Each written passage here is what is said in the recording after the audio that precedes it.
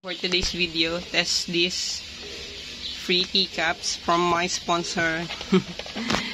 Yeah, actually the sponsor is the seller. So she sent me this for testing purposes. So here, this is the Red Samurai. This is a double shot keycaps. Let me show you. Okay.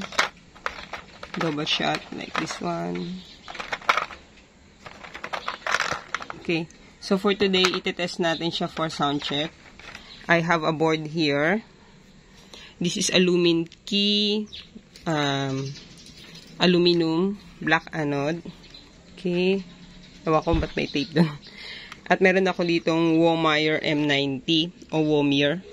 So, ang difference nito, ito kasi bakal yung ano niya, plate niya. Ito naman, plastic. Pero parehas silang may makapal na foam.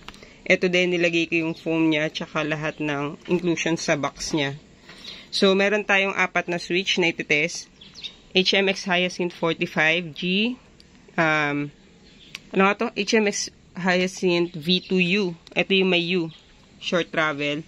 Cherry, MX Black, Lube and Filmed, Stellar Rose. So, ito same lang din. So, lagyan natin tong keycaps ni Red Samurai. So, parehas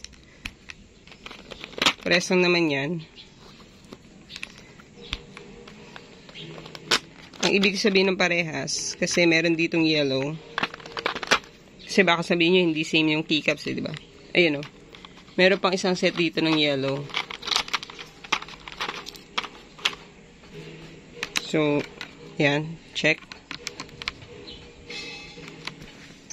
Lagyan natin dito. Dito,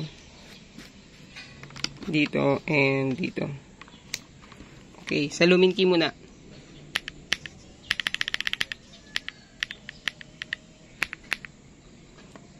Hyacinth V2U. Cherry MX Blacks. And Stellar Rose. Dito naman tayo sa Womire. Hyacinth.